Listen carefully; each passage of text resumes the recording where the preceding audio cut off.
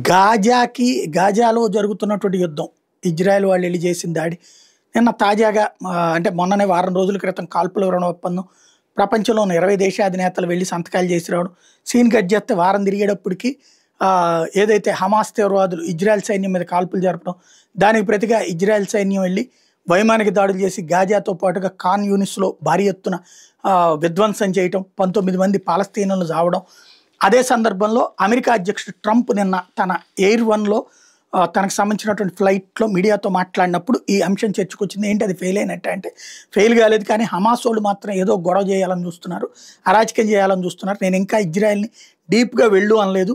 వెళ్ళు అంటే ఒక్క హమాస్ వాడు కూడా బతకడం, పాలస్తీనాలో ఉన్నటువంటి మొత్తం హమాసాన్ని తుదముట్టిస్తుంది. నేను వాళ్ళకి చివరి వార్నింగ్ ఇస్తున్నాను, కంట్రోల్లో ఉండండి అని చెప్పుకొచ్చారు. లేదంటే ఇట్లాంటిదే జరుగుతుందని చెప్పుకొచ్చారు. అంటే కాల్పుల విరమణ అన్నది ఫెయిల్ అయినా కూడా ప్రస్తుతానికి యుద్ధంలో అది తాత్కాలికంగా ఒక దాడే జరిగింది తప్పించి టోటల్గా యుద్ధం జరగట్లేదు కదా అన్నటువంటి వైఖరి చెప్పుకొచ్చారు. ఇదే సందర్భంలో ఇప్పుడు ఒక వీడియో వైరల్ అవుతుంది.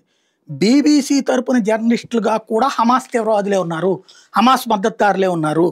ఎవడైతే సమీర్ ఎల్జెమన్ అనేటటువంటి వాడు బీబీసీ తరపున అరబిక్ జర్నలిస్ట్గా పనిచేస్తున్నాడు.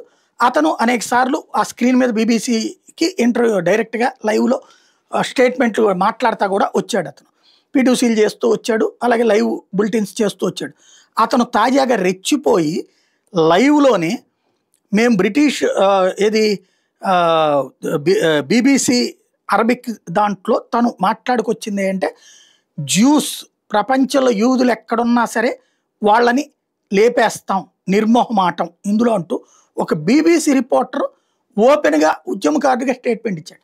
అంటే హమాస్ తీవ్రవాదులే ఐక్యరాజ్య సమితి సిబ్బంది, హమాస్ తీవ్రవాదులే చివరికి అక్కడ జర్నలిస్టులుగా కూడా ఉంటారన్న విషయం అర్థమైంది. ఇప్పుడు పబ్లిక్ నిలదీస్తున్నారు, ఒక తీవ్రవాదిని తీసుకొచ్చి వాడిని జర్నలిస్ట్ అని చెప్పి వాడే ఓపెన్గా యూదుల్ని చంపేస్తామని చెప్తే అట్లాంటి వాడిని నువ్వు నీ ఛానల్లో పెట్టుకున్నందుకు గాను నీ ఛానల్ లైసెన్స్ రద్దు కావాలి అంటూ బ్రిటన్ ప్రభుత్వాన్ని పబ్లిక్ నిలదీస్తున్నారు.